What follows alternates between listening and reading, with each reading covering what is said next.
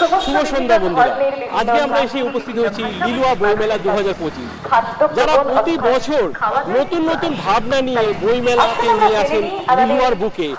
এই লিলুয়ার বুকে এক সময় কলকারখানার যে থাকতো, কলকারখানার জায়গা থেকে দাঁড়িয়ে আজকে তারা বইমেলার বইয়ের আসরকে, বইয়ের উৎসবকে তুলে ধরেছে। এই বইয়ের উৎসবের সঙ্গে সঙ্গে বিভিন্ন রকম অনুষ্ঠান এবং অতিথিদেরকে নিয়ে কথোপকথন এখানে চলতেই থাকে প্রতি বছর। তো এবছর তাদের লিলুয়ার বইমেলার ভাবনা হচ্ছে নারায়ণ দেবনাথ, অর্থাৎ নারায়ণ দেবনাথ যিনি পাটুল দি গ্রেটের জনক, যাকে বলে পিতা, তাকে নিয়েই এবছরে লিলুয়া বইমেলা 2025-এর ভাবনা নারায়ণ দেবনাথ বাটুল দি গ্রেট।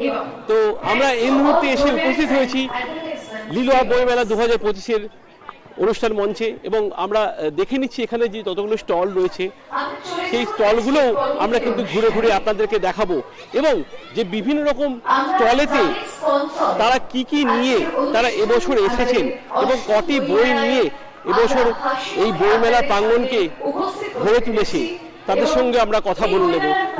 তো এই মুহূর্তে আমরা এসে উপস্থিত হয়েছি লিলুয়া বইমেলার প্রাঙ্গণে, যেখানে সমস্ত বইয়ের স্টল নিয়ে এখানে হাজির হয়েছেন। তো এই মুহূর্তে আমরা দেখতেই পাচ্ছি একটি প্রকাশনী, যা হচ্ছে নাম হচ্ছে আগন্তুক। তো আমরা আগন্তুক স্টলের কাছে আমরা এসে উপস্থিত হয়েছি, যারা প্রতি বছর তাদের স্টল দিয়ে থাকে। এবছরও লিলুয়া 2025-এর আমন্ত্রিত হয়েছে। এবং আপনাদের নমস্কার, খবরের সন্ধানে নিউজ চ্যানেলে আপনারা কত বছর এখানে আসছেন? এটা হচ্ছে আমাদের প্রথম বছর, এই বছর থেকে আমরা আসছি। এমনি অন্যান্য যত জেলা বইমেলা হয় প্রত্যেকটাতেই আমরা অ্যাটেন্ড করি। চুচুড়া গেছি, তারপর চন্দননগর ওই সাইডে গেছি, এবছর বর্ধমান করেছি আমরা। কেমন লাগছে এই যে লিলুয়া একটা কলকারখানার জায়গা, সেই জায়গা থেকে এদের প্রতি বছর বইয়ের ভাবনাকে নিয়ে বই মেলাকে এরা প্রতি বছর মানে খুব ভালোভাবে এরা কিন্তু করে থাকেন এবং সেই জায়গা থেকে দাঁড়িয়ে আজকে বইয়ের চল সব জায়গায় সর্বত্র রয়েছে। তো সেই বইয়ের পড়ার ঢলকে নিয়ে কি বলবেন? বর্তমানে অনেকেই একটা কথা খুব চলছে যে অনলাইন মাধ্যম চলে আসার পর থেকে অফলাইনে বই বিক্রি বা পাঠক খুব কমে আসছে, কিন্তু সেইভাবে দেখতে গেলে এই কথাটা কিন্তু একেবারেই সঠিক নয়।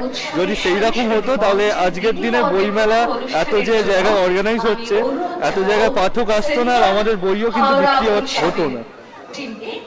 তো মানে আপনি বলতে চাইছেন যে মোবাইলে মানে মুঠোফোনের যুগেতে এখনো কিন্তু বইয়ের চলন মানুষের কাছে এখনো কিন্তু সেই গ্রহণযোগ্যতাটা এখনো রয়েছে। একদম। আপনার কাছে আপাতত কত বই এখনো পর্যন্ত সেল হয়েছে বা মানুষের কাছে মানে কিরকম পাচ্ছেন, রেসপন্সটা কিরকম পাচ্ছেন?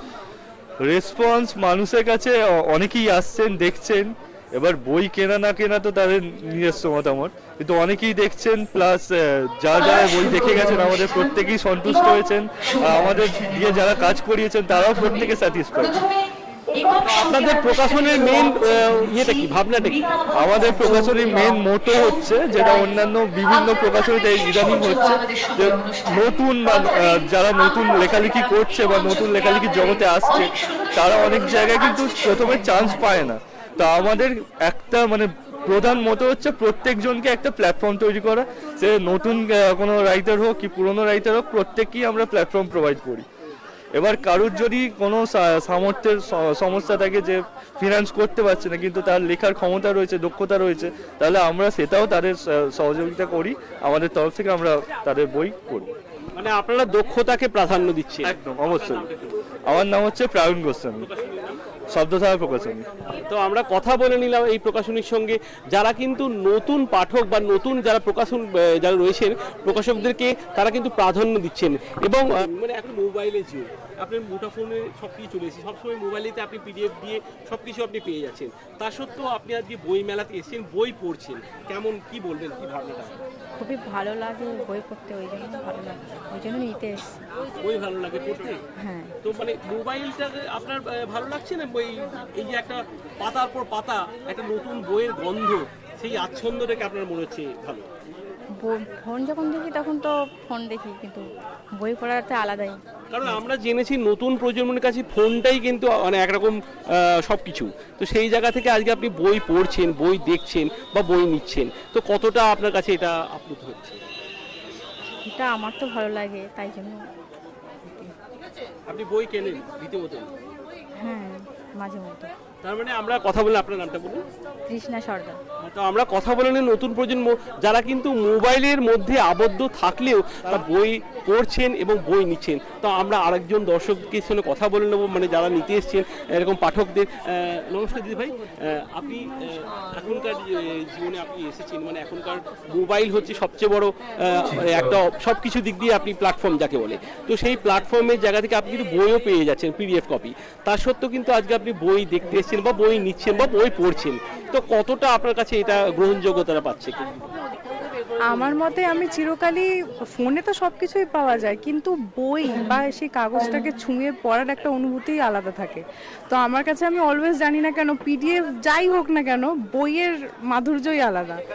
ওটাকে ছুঁয়ে পড়া, ওর গন্ধ, ওর প্রত্যেকটা লেখা আমার খুব ভালো লাগে, যার জন্য আমি অলওয়েজ বই প্রেফার করি ফোনের থেকে। ফোনে অলওয়েজ পড়াশোনার ক্ষেত্রে হলে সেটা একটা ব্যাপার আলাদা, বাট গল্পের বই বা কোনো রকম কোনো কিছু রহস্যজনক কোনো বই, অলওয়েজ বই। হ্যাঁ, কাগজ ছুঁয়ে পড়ে ওই বই হাতে নিয়ে পড়ার ফিলিংটাই আলাদা। আমি কালকে 2টো বই কিনেছি এখান থেকে, আমি আরো দেখছি, একটা অলরেডি চুজ করেছি। এখন অবধি মানে আমার দেখে দেখে যেগুলো পছন্দ হচ্ছে সেগুলো আমি নিচ্ছি। আচ্ছা, একটা কথা জিজ্ঞেস করছি যে পুরনো পাঠকদের বইতে অনেকে আপনারা পড়েছেন, মানে শরৎচন্দ্র, রবীন্দ্রনাথ, এটা তো আমরা আসছি। তো তার সাথে সাথে নতুন পাঠকরা, মানে নতুন যারা লেখক যারা, তাদের বই এখানে এখানে এই আপনার প্রকাশনীতে একটা প্রাধান্য পাচ্ছে। তো নতুন যারা লেখক তাদের জন্য, মানে তাদের লেখা পড়তে আপনার কেমন লাগছে বা তাদের লেখার সম্বন্ধে আপনি কি বলতে চান? আমার ভালো লাগছে। আমি একজনের বই নিলাম কালকে, এই বইটা দেবদত্তা বন্দ্যোপাধ্যায়, ভয়ঙ্কর ভয়। ওনার আগের বছরেই বোধহয় রিসেন্ট রিলিজ করেছে। তো আমার খুব ভালো লাগলো, ওনার লেখার ধরনটা আমার খুব পছন্দ হলো। তারপর এই কিছুক্ষণ আগে আরেকটা বই দেখলাম, ওটাও আমি নিলাম। আমার রাইটারের নাম মনে পড়ছে না, ওনার লেখার ধরনটা আমার খুব ভালো লেগেছে। আমি এখনো এই বইটাও আমার খুব ভালো লেগেছে, ভয় প্রহর, পার্থ সারথী, এনার লেখাটাও আমার খুব পছন্দ হয়েছে। আমি এখন থিঙ্কিং করছি কোনটা কোনটা নেব, এটাও আমি লিস্টে করে রেখেছি যে নেব কিনা। মানে আপনি রীতিমতো রিডার? হ্যাঁ হ্যাঁ হ্যাঁ, লেখার ধরন ভালো, মানে এমন না যে আগেকার লেখকরা ভালো লিখতেন এখনকার ওনারা পারছেন না, না, ওনারাও খুব, ওনাদের লেখার ধরনই আবার একটু আলাদা, খুব সুন্দর, খুব ভালো। আপনি প্রতিটা বই মেলায় থেকে আপনি ভিজিট করেন? আমার আগের বছরে এসেছিলাম এখানে, কিন্তু বই কেনা হয়নি, বাট এবছর আমি কিনছি। হ্যাঁ হ্যাঁ হ্যাঁ। আপনার নামটা কি? আমার নাম অরিজিতা কাঞ্জিলাল। আমরা কথা বলে নিলাম আরেকজন পাঠকের সঙ্গে, তিনি এক বাক্যে বললেন যে নতুন যারা লেখক তাদেরও কিন্তু প্রকাশনী এরকম প্রত্যেকটা জায়গায় পাঠকদেরকে মানে মাধুর্যতা আনছে, এবং এই যে মুঠোফোনের যুগেতে তাদের যে বইটিকে হাতে নিয়ে তার যে পাতা উল্টে পড়ার যে স্বাচ্ছন্দ্য বা তার যে প্রতি একটা চাহিদা, আকর্ষণ, তাতে কিন্তু আলাদা একটা মাধুর্য প্রদান করছে। আমরা আর একটা প্রকাশনীর সঙ্গে আমরা কথা বলে নেব, যারা পশ্চিমবঙ্গ বিজ্ঞান মঞ্চ লিলুয়া কেন্দ্র থেকে তারা এখানে এসেছেন। নমস্কার, আপনার সাথে কথা বললাম। তো এখানে আপনারা পশ্চিমবঙ্গ বিজ্ঞান মেলা থেকে কি আপনারা এখানে এসেছেন? বিজ্ঞান মঞ্চ এটা একটা সংগঠন, আমরা জনবিজ্ঞান আন্দোলন করি, মানুষের অ্যাওয়ারনেস করি। সেই অ্যাওয়ারনেসের অংশ হিসাবে আমরা এই বইয়ের স্টল দিই। প্রতি বছর আমরা এখানে থাকি, এটা আমাদের এখানকার সংগঠন। আমাদের বিজ্ঞান মেলা হয়, বিজ্ঞান মেলাতে আমরা ছেলে মেয়েদেরকে শেখাই, হাতে কলমে বিজ্ঞান শেখাই, আকাশ দেখা শেখাই, হ্যাঁ, প্ল্যানেটেরিয়াম তৈরি করে আকাশ দেখাই। সঙ্গে সঙ্গে আমরা হ্যাম রেডিও কীভাবে পরিচালনা করতে হয়, তার কী করে সদস্য হতে হয়, সেই সমস্ত শেখানো হয়। কুইজ হয়, হাতে কলমে বিভিন্ন কাজ, বিজ্ঞানের বিভিন্ন কাজ তৈরি করা হয়, মডেল তৈরি করা, এই সবটাই আমরা করি। বিজ্ঞান তো এখন অনেকটা এগিয়ে গেছে, প্রযুক্তিগত দিক দিয়ে মানুষের ভাবনা অনেক পরিবর্তন হয়েছে। তো তা সত্ত্বেও এখন মুঠোফোনের যুগে কিন্তু মানুষ আবদ্ধ হয়ে গেছে। তো বইয়ের যে মাধুর্যতাকে আপনার কি মনে হয় যে মোবাইল ফোনের জায়গা থেকে কি কমে যাচ্ছে? তারপরেও এই মুঠোফোন এসেছে, তারপরও একটা অংশের মানুষ বইটাকে তাদের শ্রেষ্ঠ বাহন মনে করছে। এই যে এত বিরূপ প্রতিক্রিয়া, বিরূপ পরিস্থিতি, তার মধ্যেও কিন্তু বই বিক্রি হচ্ছে, বিভিন্ন স্টলে বই বিক্রি হচ্ছে। মানে অর্থাৎ আমরা 100% জায়গায় 90% তো বই নিচ্ছে না, হয় দেখছে, 10% মানুষ কিন্তু কমিটেড শিক্ষা চাইছে যে আমি লিখিত পুঁথির মাধ্যমে শিখব। এটা খুব বড় ব্যাপার। আমরা আশাহত নই, আমরা ভবিষ্যতের জন্য চাই যে আরো মানুষ আসুক বইয়ের প্রশ্নে। বইয়ের বিকল্প আমরা যত কিছুই বলি, বইয়ের বিকল্প আমরা কিছু তৈরি করতে পারি না। বই আমাদেরকে যেটা যেখানে পৌঁছতে পারে, যে জগতে পৌঁছতে পারে, মুঠোফোন সেই জগতে আমাদেরকে পৌঁছতে পারে না। মুঠোফোনের একটা জায়গায় সীমাবদ্ধতা আছে, তার জন্য গেজেটটা যদি ঠিক মতো না চলে, মুঠোফোনটা কিন্তু আর চলবে না। আপনার নামটা কি বলুন? বিপ্লব ভট্ট। তো আমরা কথা বলে নিলাম আরেকজন প্রকাশনী যারা বিজ্ঞানের ভাবনা নিয়ে কিন্তু এখানে স্টল দিয়েছেন, এবং তারা কিন্তু পরিষ্কার এক বাক্যে বলে দিচ্ছেন যে এই বিজ্ঞানের যুগে যেখানে মুঠোফোনে সবাই আবদ্ধ হয়েছেন, তা সত্ত্বেও কিন্তু বিজ্ঞানের যারা ছাত্রছাত্রী আছে তাদের কাছে বইয়ের গ্রহণযোগ্যতাটা কোনো অংশেই কিন্তু কম হয়নি। আমরা আর একজনের সঙ্গে, আমরা আর একটি প্রকাশনের সঙ্গে কথা বলে নেব, যারা কিন্তু এসেছেন ওয়েলস গ্লোবাল স্কুল থেকে এসেছেন, তাদের সংস্থা নিয়ে তাদের এখানে এসে তাদের সংস্থাদের সঙ্গে আমরা কথা বলে নেব, কর্তৃপক্ষের সঙ্গে। এক্সকিউজ মি আর খবরের সন্ধানে নিউজ চ্যানেল থেকে এসেছি আমরা। তো আপনারা আজকে ওয়েলস গ্লোবাল স্কুল থেকে আপনারা এসেছেন, আপনাদের কি ভাবনা নিয়ে আপনারা এখানে এসেছেন বইমেলা, এবং বইয়ের মানে প্রাধান্যটা আপনাদের কাছে কি? এখনকার মোবাইলের যুগে সবাই আবদ্ধ, সেই জায়গা থেকে বইয়ের প্রাধান্য আপনাদের কত? Actually, we don't have books to sell. We are representing our school, Wells Global, for admission, for new section admission, or for 2026-2027. Actually, we have many curriculums and many strengths. Kind of curriculum do We have many strengths like JEE and NEET classes from class 6, and Olympiad and excellence programs from junior sections. We have many, you can see, many extra curriculums like football, basketball, skating. So you are education guider. Okay. We are representing our school in this book fair. So একটা কথা আমাকে বলুন, যেটা হচ্ছে যে এখনকার মানে মোবাইলের প্রাধান্য থেকে বইয়ের প্রাধান্য কতটা প্রযোজ্য হচ্ছে, মানে এটা কি কমে যাচ্ছে, ভ্যালু কি কমে যাচ্ছে বইয়ের? अभी बुक का वैल्यू फ़ोन के आने से तो कम हो गया काफ़ी, बट फिर भी बुक का वैल्यू फ़ोन से ज़्यादा ही है, क्योंकि जो बुक में मिलेगा वो फ़ोन में नहीं मिलेगा। हाँ, और जो फ़ोन में मिलेगा वो बुक में ज़रूर मिल जाएगा। तो स्कूल ही कैसा चलेगा? एक किताब का माध्यम से स्कूल चलता है, तो अगर बुक नहीं रहेगा तो स्कूल कैसा रहेगा? स्कूल बोलने से हम लोग पहले दिमाग में आता है कि हम लोग बुक, किताब लेके बैग लेके किताब में डाल के हम लोग जाएंगे। तो इस बात से आप अभी देखिए, अभी स्कूल में टैब आ गया है, प्रोजेक्शन आपका आ गया, प्रोजेक्टर आ गए, तो फिर भी आपका ये बुक कितना आपका मायने रखता है आज का प्रेजेंट में? अभी के टाइम में बुक भी बहुत मायने रखता है। ऐसा नहीं, आप चाहे कितना भी टेक्नोलॉजी आ जाए, लेकिन बुक के बिना तो ये सारा टेक्नोलॉजी अधूरा ही है ना। अब टेक्नोलॉजी नहीं, अगर चलिए आप मान लीजिए कल को टेक्नोलॉजी नहीं रहा, तो फिर आपको कहीं लिखा हुआ ही पता चलेगा ना, कि आप बुक से ही देख करके कुछ ना कुछ लिख पाइएगा, बिना बुक के आप कुछ कर नहीं पाइएगा। सो बुक फेयर आप एक बार घूमिए, बुक जरूरी है, मतलब बुक फेयर आना चाहिए, एजुकेशन के लिए बुक जरूरी है। हाँ, जरूरी है एजुकेशन। मेरा नाम अमामुल हक। এই মুহূর্তে আমরা এসে উপস্থিত হয়েছি লিলুয়া বই মেলাতে, যারা প্রতি বছর বইয়ের ভাবনা নিয়ে নতুন প্রজন্মের কাছে নতুন ভাবনাকে তুলে ধরে। আর এবছরের ভাবনা হচ্ছে নারায়ণ দেবনাথ, যিনাকে আমরা কিছুদিন আগে আমরা হারিয়েছি।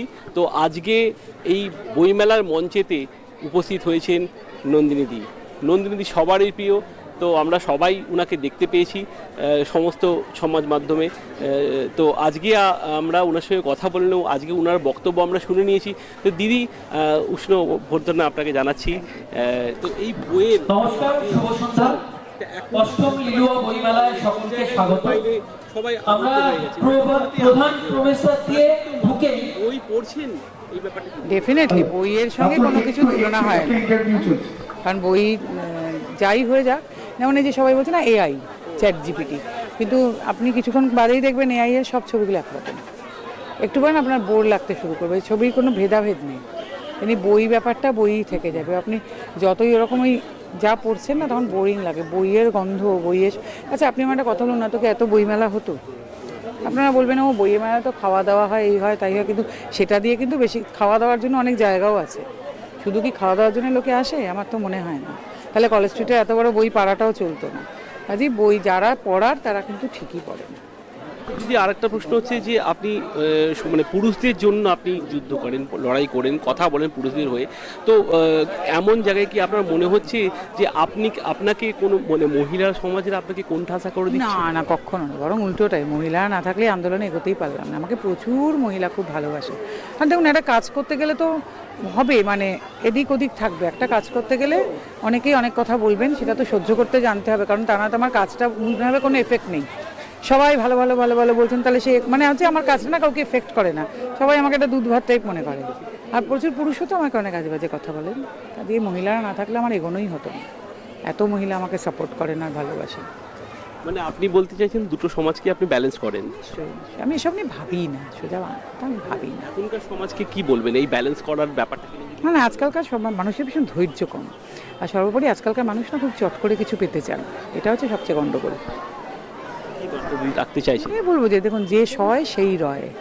আর আমি খুব একটা কথা মানি, 3 ইডিয়টসে আমির খানের বলা একটা কথা, কাবিল বানো কামিয়াবি ঝাঁক মারকে পিছে দৌড়ে। কি যোগ্য হয়ে উঠলে কিন্তু সফলতা আসবে। আমাকে আগে যোগ্য হয়ে উঠতে হবে।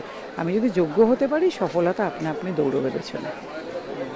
তো এই বইমেলাতে কি বলবেন? এই বইমেলাতে এসে যেরকম খুব ভালো, নিশ্চয়ই প্রতি বছর আরও সফল হোক, আরও ভালো হোক, উত্তরোত্তর শ্রীবৃদ্ধি ঘটুক, এটাই তো বলবো। এখন মানে এই যে যুগেতে যে এই আপনার যে বক্তব্য নিয়ে বিভিন্ন সমাজ মাধ্যমে ছড়িয়ে পড়ছে, মানুষ দেখছে মোবাইলেতে, এই নিয়ে কি কোনো বই বেরোনো উচিত যেটা আপনার বইমেলা? দেখুন, আছে তো, আমাদের আছেন, আমাদের অমর্ত্য তালুকদার আছেন, অমর্ত্যদার তো বইটই অনেক আছে। ধীরে ধীরে নিশ্চয়ই লেখালেখি হবে। এর আগেও লিখেছেন, পার্থদারও লেখা আছে, অনেক আছে। অনেক খোঁজাখুঁজি করলেই পাওয়া যাবে। অমর্ত্য তালুকদারের বই আছে, পার্থদার লেখা পুরুষ বলে বই আছে।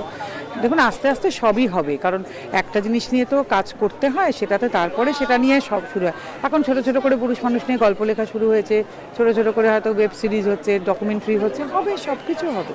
তাড়াহুড়ো করলে কিছু হবে না। আজকে বললে আজকেই পাবো এরকম করে হবে না। মেয়েদের নিয়েও অনেক বছর ধরে কাজ হচ্ছে, তবেই সব কিছু হয়েছে। আমি আজকেই করব, আজকেই হয়ে যাবে, হয় না কি এরকম করে।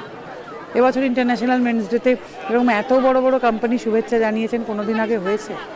তাহলে আপনি সমাজ কি মানে এরকম ধরনের মানে পরিবর্তন হবে? এবার রাজ্যসভায় কথা উঠেছে, লোকসভায় বলেছেন রবি কিষাণজি, ডক্টর অশোক মিত্তাল রাজ্যসভায় প্রাইভেট বিল এনেছেন। কোনোদিন ভেবেছিলাম এটা হবে? কেন হবে না? নিশ্চয়ই হবে। যদি না ভাবি হবে না, তাহলে আন্দোলন করার মূল্য কি রইল? তাহলে তো লোকে আমাকে বলবে আপনি আন্দোলন করছেন কেন, ওইদিকে বলছেন মুখে কিছু হবে না। ডেফিনেটলি হবে, কেন হবে না? মানে এক প্রকার এখন দেখা যাচ্ছে যে আগে যেমনি বলতো যে পুরুষতান্ত্রিক সমাজ, তো এখন দেখা যাচ্ছে নারীতান্ত্রিক সমাজ। না না, পুরুষতান্ত্রিক সমাজে অন্য জিনিস। পুরুষতান্ত্রিকতা বহন করেন নারীরাও অনেকাংশে। নারীতান্ত্রিক সমাজ বলে কিছু না। মেয়েরা এক্সপোজার পেয়েছেন, বাইরে বেরোচ্ছেন, অর্থনৈতিকভাবে স্বাধীন হচ্ছেন, কাজে এগুলো তো হবে। মেয়েরা এতকাল ভেতরে ছিলেন, যখন বাইরে বেরোবেন তখন তো এগুলো হবে। এটা তো মানতে হবে আমাদের। এটা কি চিরকাল মেয়েদের ঘরে রেখে দেবেন? এটা কি হয়? এটা কি ওই নাকি পশ্চিম এশিয়ার দেশ? ভেতরে রেখে দেবো মেয়েদেরকে সবসময়, মেয়েরা শুধু রান্নাঘরে আর শোবার ঘরে থাকবেন? এটা কি কাম্য নাকি? অদ্ভুত কথা, এটা কখনো হয়? আর যদি এগুলো ঘটে, তাহলে সঙ্গে কিছু এরকম ঘটবে। কিন্তু দেখা যাচ্ছে যে অনেক সময় নারীরা বাইরে বেরিয়ে চাকরি বেরিয়ে সব স্বাবলম্বী হওয়ার পর ডমিনেট একটা। আপনাদের এগুলো মানতে হবে যে যখনই বাইরে বেরোবেন কেউ, তারা অর্থনৈতিক স্বাধীনতা পাবেন। তারা আগে যেগুলো মেনে নিতেন, এখন সেগুলো মানবেন না। অবভিয়াসলি আমাদের ঠাকুমা মায়েদের যুগে যখন তাদের সঙ্গে অনেক কিছু করা হচ্ছে, তাদের যাবার জায়গা ছিল না, পয়সা রোজগার করতেন না, তারা যেটা মেনে নিচ্ছেন আজকে নেবেন যখন তারা পয়সা রোজগার করছেন। আরে অদ্ভুত কথা তো, এটা কখনো হয়? তাহলে কিভাবে সামঞ্জস্য থাকবে? সামঞ্জস্য ডেফিনেটলি, সামঞ্জস্য তো সবাইকে এটা বুঝতে হবে। এই জন্য বলছি আইন চেঞ্জ হতে হবে। আইন চেঞ্জ হলে তখন অন্যরকম হয়ে যাবে সব কিছু। পুরুষ মানুষেরও বলার জায়গা তৈরি হতে হবে, মেন্স কমিশন হতে হবে, কিছু আইন হতে হবে। পুরুষ মানুষের যেমন কোনো বলার জায়গা নেই, সেই জায়গাটা তৈরি হতে হবে। আর সারাদিন মেয়েরা কী করছে, মেয়েরা কী পেলো, মেয়েরা কেন করছে, এটা নয়। পুরুষ মানুষের জন্য কী কী দরকার, এটা ভাবতে হবে। আমরা মেয়েদেরকে বড্ড ইম্পর্টেন্স দিয়ে ফেলছি, সারাদিন ওদেরটা নিয়ে কথা বলা হচ্ছে।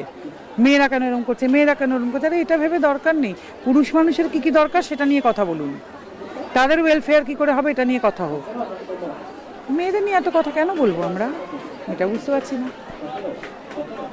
অসংখ্য ধন্যবাদ দিদি আপনাকে আপনার সময় দেওয়ার জন্য। তো আজকে আমরা কথা বলে নিলাম, অনেক প্রশ্নের উত্তরও আমরা পেয়ে গেলাম। আগামী দিনে এরকমভাবে আপনারা থাকবেন, সাথে থাকবেন, খবরের সন্ধানের সঙ্গে আপনারা জুড়ে থাকবেন এবং আপনাদের মূল্যবান কমেন্টস আপনি অবশ্যই আমাদের কমেন্টস বক্স খোলাই থাকবে, আপনারা অবশ্যই আপনাদের মূল্যবান মতামত জানাবেন। আজকে আমরা এসে উপস্থিত হয়েছি লিলুয়ার বুকে। লিলুয়ার শিল্পাঞ্চলের বুকে একরকম রেভলিউশন তৈরি করেছে এই বইমেলা, লিলুয়ার বইমেলা। বইমেলাকে নিয়ে মানুষের সবারই আকর্ষণ এই লিলুয়া জুড়ে। আর এই লিলুয়ার একটা ঐতিহ্যপূর্ণ জায়গায় তৈরি করেছে এই বইমেলা। আর যারা এই বইমেলার সঙ্গে যারা অতপ্রতভাবে জড়িত তাদের সঙ্গে কথা না বললে হয় না। তো আমরা সাথে সাথে আমরা দেখতে পাচ্ছি এখানকার বইমেলার যারা রয়েছেন মেম্বাররা, তারা প্রত্যেককে আজকে এখানে আমাদের ক্যামেরার মাধ্যমে সবাই রয়েছেন। তো আমরা কথা বললাম এক এক করে আমাদের যিনি মেন রয়েছেন সেক্রেটারি, তোর সঙ্গে কথা বলে প্রেসিডেন্টের সঙ্গে কথা বলে নেব। অবিনাশবাবু, এই বইমেলা এবছরের কি আকর্ষণ? এবারে থিম হচ্ছে আমাদের তিনজনকে আমরা ডেডিকেট করেছি, নয়ন দেবনাথ, সুকান্ত ভট্টাচার্য এবং মহাশ্রয়া দেবী। এবং আমরা গেট থেকে করেছি হচ্ছে 150 বছরের বন্দে মাতরমের ওপর, এটা আমাদের মূলে। তাছাড়া তো আমাদের প্রদর্শনী কক্ষ দেখলে এটাই আমাদের আরও আকর্ষণ। তারপরে তো বিভিন্ন স্টল ফল রয়েছে। এবার ভালো বলবে হচ্ছে রাতুল আর আমাদের সেক্রেটারি, এরা বলি। তো এই যে পরবর্তী প্রজন্ম আর কি আমার। তো আমি জেনে নিচ্ছি যে এই নতুন প্রজন্ম এখন মোবাইল মানে মুঠোফোনের মধ্যে চলে গেছে, তার মধ্যে দাঁড়িয়ে বইয়ের প্রাধান্য কতটা? এটা একটা খুব বড় একটা চ্যালেঞ্জিং ব্যাপার। আমরা একটু আগেই বললেন যে লিলুয়ার মতো একটা জায়গা, একটা শিল্পাঞ্চলে আমরা যেভাবে একটা ছোট্ট বইয়ের কুটির তৈরি করেছি এবং এর মাধ্যমে আমরা একটা শিক্ষার প্রসার ঘটাতে চাইছি। এবং আমরা মানে বাঙালি সংখ্যালঘু বলবো না, সমস্ত রকম মানুষই এখানে আছে, তার মধ্যেও একটা শিক্ষার প্রসার, একটা বইমেলা করে আমরা একটা অ্যাওয়ারনেস তুলে আনতে চাইছি মানুষদের মধ্যে। সারা বছর আমরা শুধুমাত্র বইমেলাটা একটা আমাদের ইভেন্ট, এছাড়াও আমরা বিভিন্ন রকম সামাজিক কাজ করে থাকি। এবং আজকের দিনে এই যে স্মার্টফোনের যুগ, সব কিছুই এখন মোবাইলে আমাদের সব কিছুই পেয়ে যাচ্ছি, সেই জায়গায় আমি প্রথমেই বললাম যে চ্যালেঞ্জিং, কারণ বই কেনার মতো লোক এখন খুব কমে এসেছে। তার জন্য আমরা মেলায় প্রত্যেক দিন বিভিন্ন রকমের অফার বা বিভিন্ন রকম আমরা অনেক কিছুই তুলে ধরছি যাতে বই বিক্রি হয়। অনেক পাবলিশার্স আমাদের প্রথম বছর থেকে আমাদের সাথে আছে। আমরা 8 বছর হলো এই বইমেলা করছি এবং আগামী দিনেও চালিয়ে নিয়ে যাব। এবং এই বইমেলাটা চালিয়ে নিয়ে যাচ্ছি শুধুমাত্র এখানকার মানুষদের জন্য। মানুষদের সহযোগিতা না থাকলে শুধুমাত্র লিলুয়া কেন্দ্রিক এটা নয়, বিভিন্ন জায়গা থেকে এই মেলায় আসে, অনেক পাঠক আসে যারা শুধুমাত্র বই কিনতেই আসে। আর তার মধ্যে আমরা কিছু অনুষ্ঠানের আয়োজন করি প্রত্যেক বছর, যে মেলাটাকে একটু জমজমাট করিয়ে দেওয়ার জন্য। তো এই যে বাঙালিদের আমি একটা দেখলাম বাংলা শিক্ষা বইমেলা কেন্দ্রিক হচ্ছে বাংলা, সেখানে কিন্তু অন্য মানে এই বাংলার মধ্যে কিন্তু অন্য রাজ্যের মানুষও থাকছে, বসবাস করছে, কিন্তু সেখানে অন্য রাজ্যের বই সেখানে কিন্তু প্রাধান্য পাচ্ছে না। মানে দেখতে পাচ্ছি যতদিন যাচ্ছে এই বাংলা বইয়ের সংখ্যা কিন্তু এই বইমেলার যে কোনো বইমেলাতে আমরা দেখতে পাচ্ছি বেশিরভাগ বাংলা বইয়ের চর্চাটা, এবং বাঙালিরা সেখানে কিন্তু আসছেন বই কিনতে। অন্য রাজ্যের মানুষ কেন এখানে আসছেন না, এটা যদি একটু বলেন। সেটা পাঠক, অন্য রাজ্যের অন্য ভাষার যদি পাঠক আমরা পাই, আমরা নিশ্চয়ই সেই ভাষায় এবং সেই রকম মানুষদেরকে নিয়ে এসে আমরা সেই মেলার মধ্যে রাখবো। আমরা পাঠক পাচ্ছি না, বাঙালি ছাড়া আমরা সেই পাঠক পাচ্ছি না। এখন বাংলা মাধ্যম তো প্রায় বন্ধের দিকে হয়ে যাচ্ছে, বিভিন্ন দিকে আমরা দেখতে পাচ্ছি। তো কিন্তু বাংলার পাঠক কিন্তু এখনও আছে, এখনও পর্যন্ত বাঙালি পাঠক আমরা পাচ্ছি। সেই জন্যই বাংলা বইয়ের ওপরে আমাদের প্রাধান্যটা অবশ্যই বেশি। এবং কিছু ইংরাজি বইও আমরা রেখেছি, কারণ ইংলিশ মিডিয়াম স্কুলের তো ক্রেজ আগেও ছিল, এখনও আছে। সেই কারণে ইংলিশ মাধ্যমের বা ইংরাজি বই আমরা কিছু মেলাতে রাখছি, কিন্তু বাংলা মাধ্যমের বইদের প্রাধান্য আমরা এখনও বেশি দিচ্ছি। এই কারণেই পাঠকের অভাবে আমরা যদি হিন্দিভাষী বা অন্য কোনো ভাষী যদি আমরা পাঠক পাই, আমরা নিশ্চয়ই রাখবো। আমার নাম ডক্টর অমিত কুমার দাস, আমি সম্পাদক লিলুয়া বুক ফেয়ার ফাউন্ডেশন। তো আমরা আরেকজন প্রবীণদের সঙ্গে কথা বলে নেব। আপনি এই যুগে এখন বইমেলা রয়েছেন, আপনার সময়কার যে বইমেলা, সেই সময়কার বইমেলা এবং এখনকার যে বইমেলা, সেটা কেমন লাগছে? ধরুন এখন তখন ছিল আলাদা, অনেক বই ছিল, বাংলা বই থাকতো। এখন সব কিছুর বইয়ের মধ্যে থাকছে, এর মধ্যে যেমন আমাদের আধ্যাত্মিক বইও থাকছে, যেমন রামকৃষ্ণ মিশনের বইও থাকছে। এখানে সেরকম আদার্স যে ব্যবসা বইগুলো থাকছে সেগুলোও থাকছে। মানে এতদিন তো আপনি কলকাতার বইমেলা বা অন্যান্য জায়গাকার বইমেলা দেখেছেন, তো এই শিল্পাঞ্চলের বুকে বইমেলার ভাবনাটা কিভাবে আপনাদের কাছে? দেখুন, এটা বিশেষ করে মাথায় এসছে এর মাথা থেকে, আমাদের যে সেক্রেটারি এর মাথা থেকে প্রথম এসছে, তারপর আমাদের স্যার আছে, হ্যাঁ, অবিনাশবাবু আছে, তারপরে এটাও আমার ভাই, এরাও আছে, সবাইকে নিয়ে তখন প্রচেষ্টা। আজকে ধরুন 8 বছর ধরে চলছে, কিন্তু মানে এরা এই তিনটে স্তম্ভ দাঁড়িয়ে রয়েছে, এই তিনটে স্তম্ভ রয়েছে, তার সঙ্গে বাবাই, মানে 4টে স্তম্ভ। একটা বাড়ি দাঁড় করাতে গেলে 4টে স্তম্ভ দরকার হয়, এই 4টে স্তম্ভ আছে বলে কিন্তু আজকে বইমেলাটা চলছে। সমাজকে গড়ার লক্ষ্যে আমরা আরেকজন মানুষের সঙ্গে কথা বলে নেব, যিনি অলরেডি এই বইমেলাকে মানে যাকে বলে ধারক বাহক হিসাবে কাজ করে যাচ্ছেন, শিক্ষাকে এগিয়ে নিয়ে যাচ্ছেন। তো আমরা রাতুলবাবুর সঙ্গে কথা বলে নেব। এই যে বাংলার বুকে, এই লিলুয়ার বুকে বহু মানুষ আসেন, বহু মানে বিশিষ্ট ব্যক্তিত্ব তারা কিন্তু ছিলেন এখানে। একদম আজকের জায়গায়, আজকের দিনে দাঁড়িয়ে তাদেরকে আমরা হারিয়েছি, মানে নারায়ণ দেবনাথকে আমরা হারিয়েছি। তো তিনি যে ইতিহাসটা গড়েছিলেন, সেই যে বাটুল দি গ্রেট একটা বাংলার বুকে একটা কালচারকে তুলে ধরেছিলেন, তো আজকের দিনে দাঁড়িয়ে সেই প্রাধান্যটা কি পাওয়া যাচ্ছে? মানে এই যে মোবাইলেতে এখন কার্টুন যেরকম মানে বিদেশি কার্টুন চলে এসছে, বাংলার ভাষার বই পড়াটা কিন্তু বন্ধ হয়ে গেছে, সেই জায়গায় দাঁড়িয়ে কতটা রেগুলেশন, কতটা বেদনাদায়ক মনে হচ্ছে? নমস্কার, প্রথমেই জানাই যে খবরের সন্ধানের সকল দর্শক শ্রোতাদের ধন্যবাদ এবং আপনাকেও শুভেচ্ছা যে আমাদের এই অষ্টম বইমেলা আপনারা কভার করছেন। যেটা বলি সেটা হচ্ছে যে পাঠক কিন্তু কমেনি, পাঠকের বেশ কিছু ডিভিশন হয়েছে, কেউ অনলাইনে পড়ছে, কেউ অফলাইনে পড়ছে, কিন্তু দেখা যেতে পারে যে এটা যে এখন তো আগে যেরকম মানে রেডিও ছিল, টেলিভিশনের খুব একটা প্রচার ছিল না, এখন টেলিভিশন কি, তাছাড়া মোবাইলে ওয়েব সিরিজ আমরা দেখছি, সেটা হয়তো কোনো ক্যারেক্টার থেকে আবার তৈরি হচ্ছে। যেরকম সম্প্রতি রাপ্পা বলে একটি কমিক্স ক্যারেক্টার, সেটা সিনেমায় দেখা যাচ্ছে।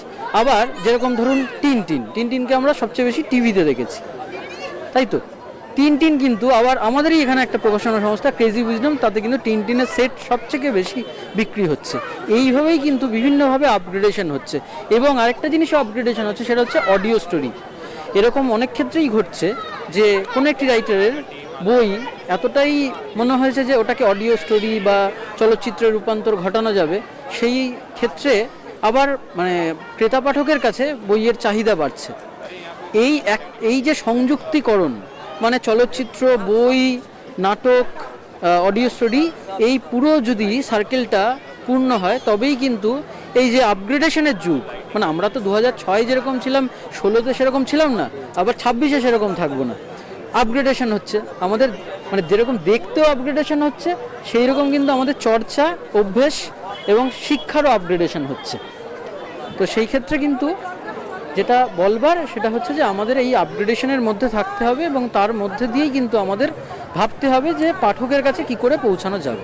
মানে এই যে ব্যাপারটা হচ্ছে, আগে আমরা ছোটবেলায় বিভিন্ন কমিক্সের বই পড়তাম, মানে সেই বই কেনার জন্য কিন্তু মানুষ ভিড় করতো, বিভিন্ন বুক স্টলে যেত, অরণ্যদের থেকে শুরু করে বিভিন্ন কমিক্সের বই বিক্রি হতো।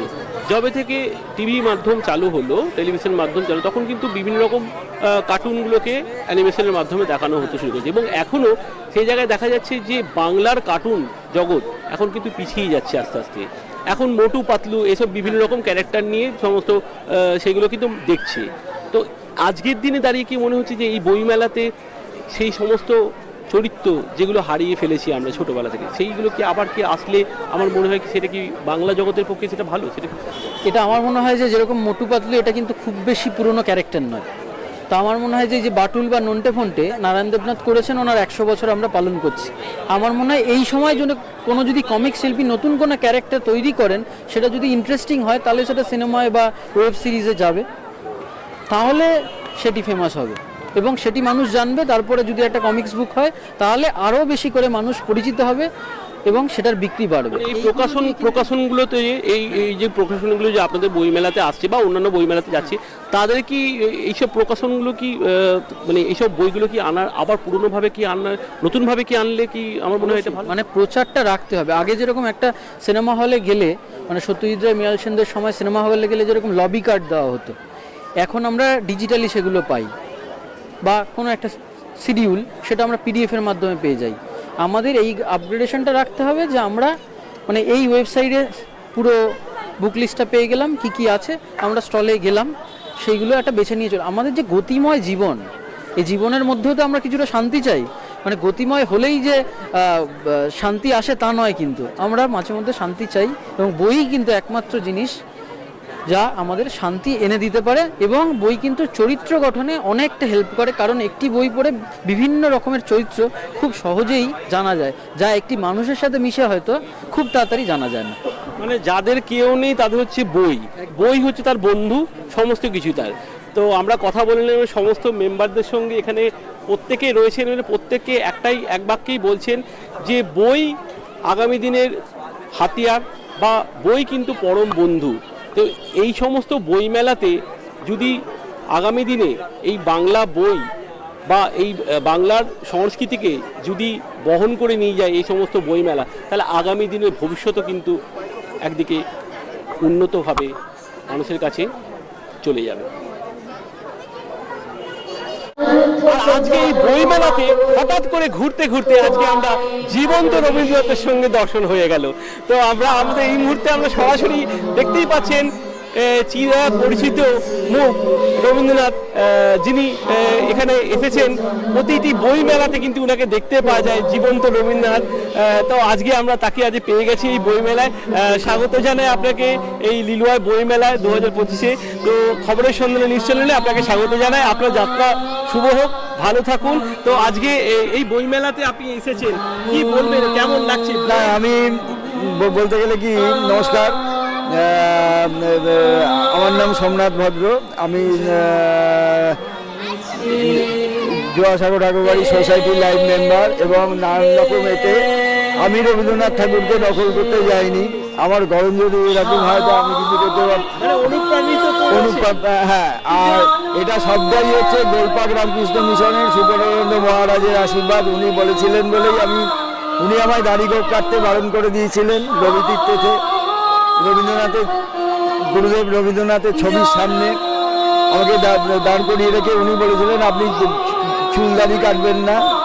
সেই থেকেই আমি চুলদাড়ি রাখি। আর আরেকটা কথা হচ্ছে যে আমি রবীন্দ্রসঙ্গীত শুনতে খুব ভালোবাসি, এবং যখন যেখানে পেরেছি রবীন্দ্রসঙ্গীত কি শুনেছি, এবং বিভিন্ন বড় বড় শিল্পীদের কণ্ঠে আজকে আর কেউ আছেন কেউ নেই, এবং সেই তাগিদেই হয়তো সুবর্ণানন্দ মহারাজ আমার মধ্যে কি পেয়েছিলেন আমাকে ওইটাই বলেছিলেন আর কি। আর আমি বিভিন্ন রকম রবীন্দ্র সদনে